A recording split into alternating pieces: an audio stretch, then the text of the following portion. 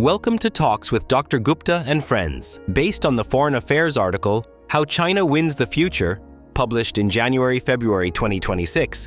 This episode summarized the key technologies and frontier domains where Beijing is aggressively building power to challenge the US and reshape global governance. China is positioning itself to dominate the deep blue economy, viewing the ocean floor as a critical source of strategic minerals. In technology, Beijing has developed the world's largest fleet of civilian research vessels and advanced deep seabed mining prototypes, crewed and autonomous submersibles, capable of extracting polymetallic nodules, nickel, cobalt, manganese. With dual-use application, these technologies serve a military purpose, mapping the seabed for submarine warfare and laying undersea cables to support naval operations. Its strategic goal: to secure a chokehold on critical minerals, similar to its dominance in rare earths on land, and shape the rules of the International Seabed Authority, ISA, where it holds the most exploration contracts of any nation.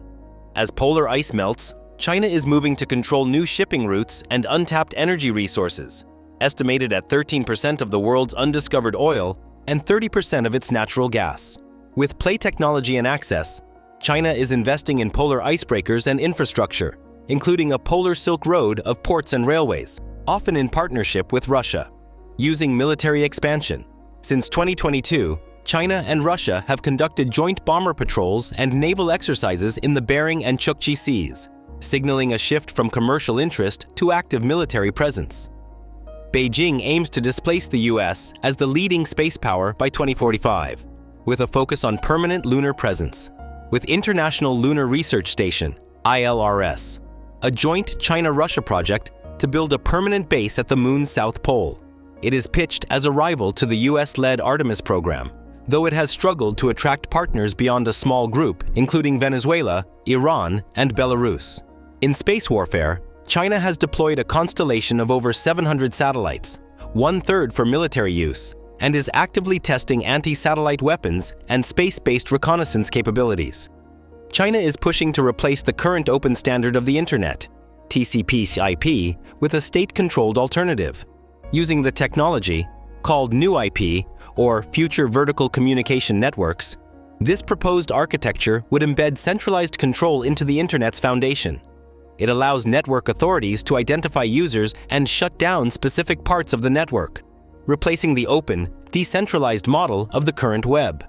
Using standard setting, Huawei and other Chinese firms are flooding international bodies with standards for 6G and AI to ensure future networks are built on Chinese specifications.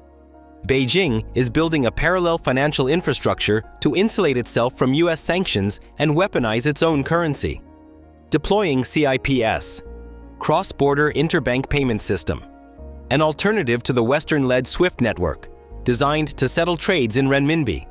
It now connects over 1,700 banks globally, leveraging renminbi internationalization. Through the Belt and Road Initiative, China encourages partners to settle trade in renminbi. By mid-2025, nearly 29% of China's goods trade was settled in its own currency. And what about the US response? The article argues the US is falling behind in these hard capabilities, lacking sufficient icebreakers, mining prototypes, and unwavering leadership in standard-setting bodies. To compete, the US must invest in these physical technologies and offer a compelling, transparent alternative model, like the Artemis Accords, rather than simply retreating or reacting to Beijing's moves. Happy new thinking!